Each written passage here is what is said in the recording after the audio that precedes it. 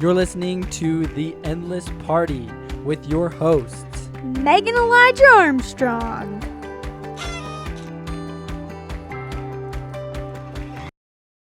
Hello, everybody, and welcome back to The Endless Party.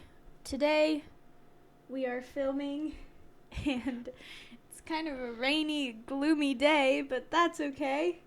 It's kind of cozy. Perfect for our topic, I guess. Perfect for our topic. No, it's not. It doesn't make any sense with our fine. topic, but I don't know. I just thought I'd talk about that for a second because, I don't know, it's kind of nice. Okay. Just a nice, cozy day. Sure. Meg's And enjoying her tea. I'm enjoying my tea, and I hope that you all are enjoying your day, no matter the weather. And also, if you aren't, you should get into chamomile tea. It's very good.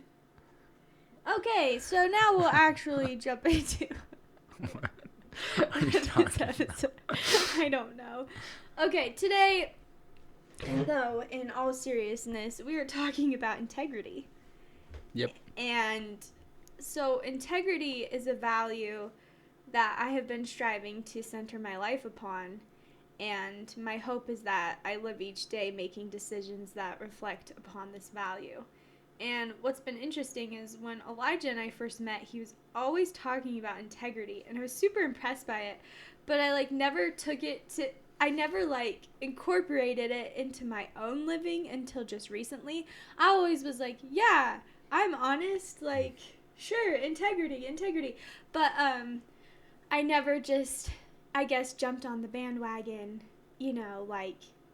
as hardcore as he did until a little while ago. But anyways, that was pretty cool because Elijah was 24, when we first met, and he had already, just centered his life on this principle, and it's just so apparent in, all that he does and how that he is striving to become. It is centered on this value. Anyways, so I was going to ask Elijah, when he first discovered the importance of integrity in his own life. When did you first discover the importance of integrity in your own life? I think it's been a value that I've always appreciated, and it was something that I was taught throughout my life, right? So especially when I hit more of an age of understanding, kind of in middle school and or junior high or whatever you call it. My dad was both my coach, and he was one of my teachers at the school, and he was very big on this understanding, and it was mainly taught in his coaching and in his wrestling programs that it was you need to be a person of your word. You need to stand by what you have said and agreed to. So it came down to it with a lot of his wrestlers, he made them commit to a ring wrestling program. And what that entailed is you were an upstanding student, you were an upstanding person, you were honest, you were a person of integrity. And so it was actually very, it was ingrained upon me during that time of my life. And then it just was strengthened as I went through high school and as I went through college, because it was just this understanding of being true to your word. Because if your word's no good, soon enough you're no good. So it's you needed to be a person of integrity simply for the fact of you being all that you can be. If that makes any sense. Yeah, that's beautiful. So my next follow-up question, which you kind of answered, but what does integrity mean to you, and what does it look like right now? I think it's actually, it's keeping all your promises, right? It's keeping your promises to everybody that you have committed to, but also to yourself. Yes. Right? So if you promised yourself, one of the things that's huge around the world, especially around New Year's, is New Year's resolutions, right? And people make these promises to get fit or learn an instrument or take up a hobby or whatever it is, right? And it usually lasts for about 2 weeks. Yeah. And this sounds horrible, and it doesn't sound horrible, but it's just the cold, hard truth. You're not living up to integrity then. You've made that commitment. Yeah, because at the end of the day, like, Yeah. you spoke it into existence. You committed. Like, you said, I'm going to do this, and then you didn't. Right. You know, and so that actually is breaking your integrity. You're breaking a promise to yourself. And I think those are the most important, next to your promises to God. But I think that's really what it entails in a simple terms. Yeah.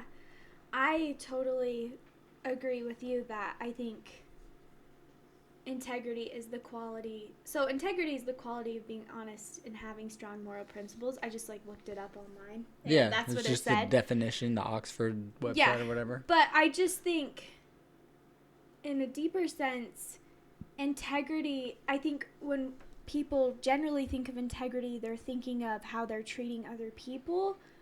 But for me, I think of it more as my inner commitments to myself. Yeah. And what's so fascinating is the truer you are to your inner commitments, like the truer you're going to be to other people. 100%. The more honest you are with yourself, the more committed you are to yourself and your values and beliefs, the better committed you will be to other people and able to hold up to your own commitments there.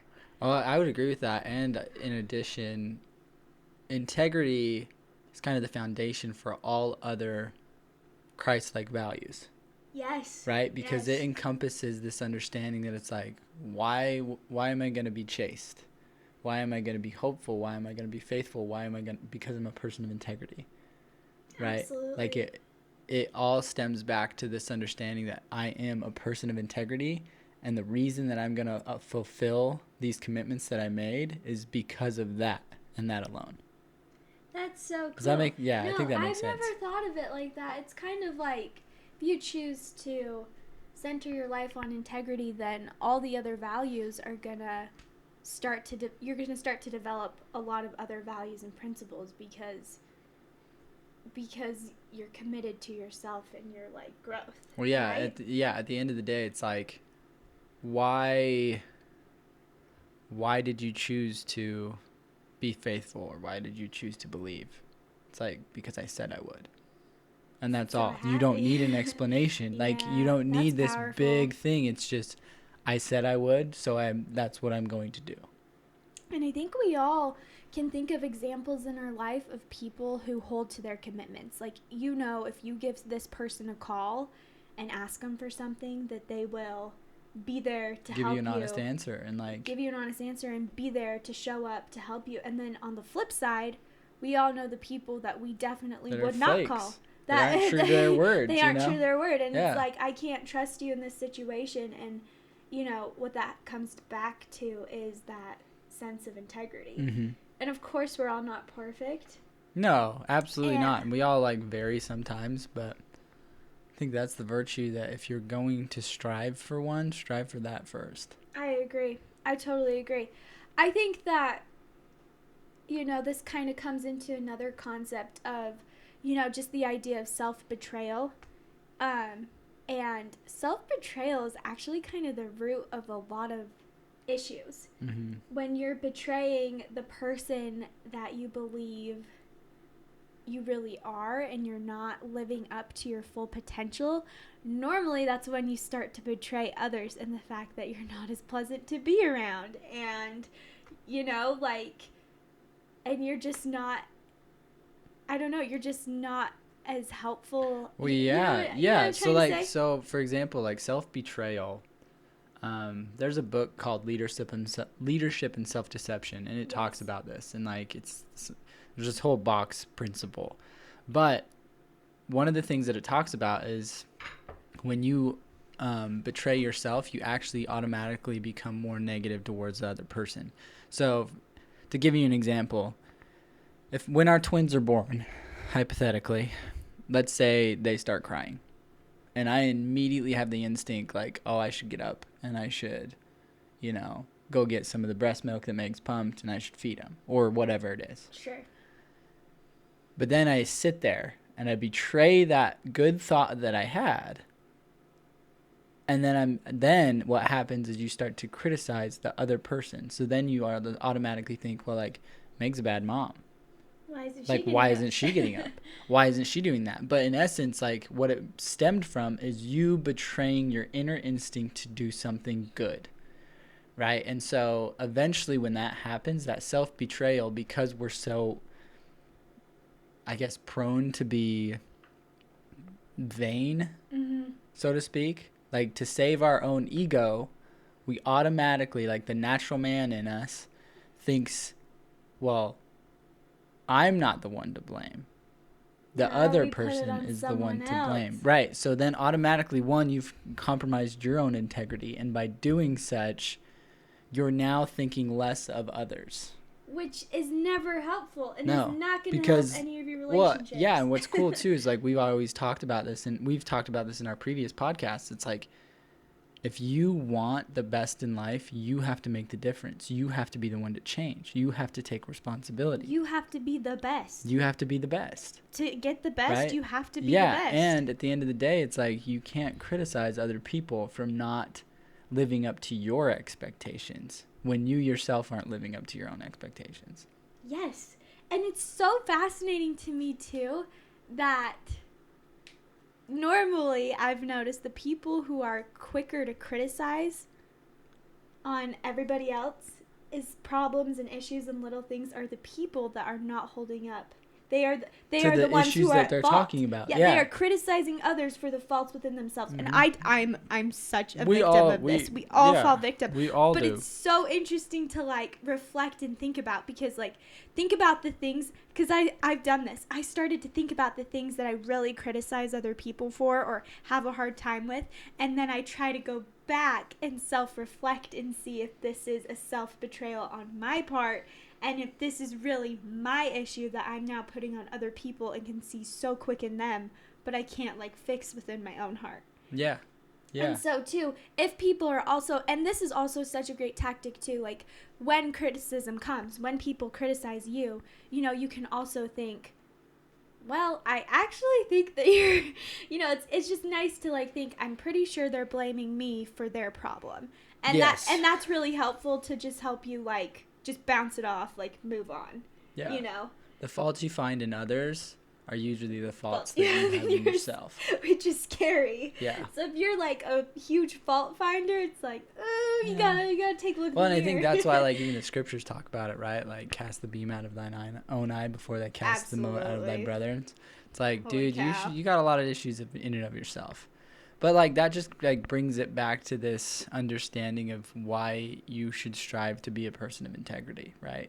Right. Because it's like you don't want to have that self-betrayal. You don't want to like think less of other people because you yourself aren't living up to your ideals, you know. And so that's why I think I'm grateful that my dad ingrained it into me, but then I was able to learn it even more in depth just going through my own life and experience, right? And so it's just such a vital virtue to strive to possess. Yeah, absolutely. And again, I just want to emphasize that I think integrity is developed across a lifetime. And it requires... all of these principles all of these things are. And again, of course, it requires constant refinement and self-inventory. And, you know, and something that I've been trying to do too is, I mean, it's even just the little things. For example, if it's holding to my commitment. So if I tell myself I'm going to exercise today, then I exercise, even if I really don't want to, because I'm like, I just committed to myself that I was going to do this. I told myself I have to hold up to my own personal integrity and get this done. Or even like, I'm going to take that time to study and write in my journal, then I do it because like I have to. And it's so interesting that I think normally we feel guilt from, not guilt, but just like, usually we're more aware of the commitments we have with other people, but that's kind of transferred now onto myself, where I have that same accountability to myself, you know, where I'm like, oh, I actually really have to get this done because I'm accountable, because I have integrity, and I want to like strive to continue to like hold up to it. No, I agree. Like, it's actually very interesting, and that's really the takeaway from this. You know, it can seem fairly daunting, and this goes back to a few other podcasts that we've made, but it can seem daunting that you all of a sudden, it's like, I have to be honest in all things. I have to like be true to my word. I have to promise, like keep my promises and remain committed and whatever. Right. And so like what I would encourage is just strive to uphold the commitments to yourself first. Yes. Right. And that's what Meg just said. It's like if you made a commitment to yourself to exercise today or journal or read that book or whatever it is, or put your phone down at 8 p.m., like maintain that commitment. And if you, by doing so, you will strengthen that integrity. You will strengthen that virtue. On the flip side, if you don't, you actually lessen it. Yeah. Because we've talked about this, right? It's this understanding that either you're improving or you're digressing. Right. And so like we just encourage you to just, even if it's just one commitment that you've made, just one, like be honest in that and maintain it and make sure you follow through.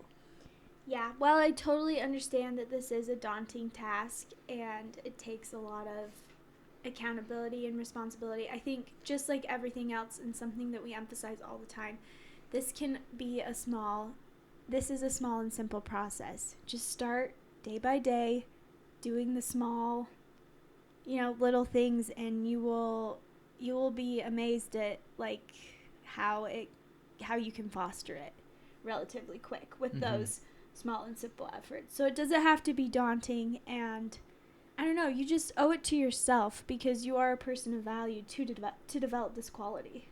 Yeah, no, absolutely. Like that's what it kind of stems back to, is the fact that you owe it to yourself, right? Like you are a person that's of value and that is priceless. And so with that understanding, and with the understanding that you're a child of God, like hold true to your commitments. Absolutely. Yeah. All right. I think that was all we wanted to cover today. Thank you so much for joining us. Yeah, thanks for listening. Share it with others, all the good things. And until next time. All right. Bye. Bye. You've been listening to The Endless Party. Please feel free to join us over at our website, theendlessparty.com, for more of our content. Also, we would love to hear from you. Leave some comments and let us know what you're interested in us talking about. Seriously, like, subscribe, leave a 5-star rating, whatever it is the platform says to do, so that we can keep partying together.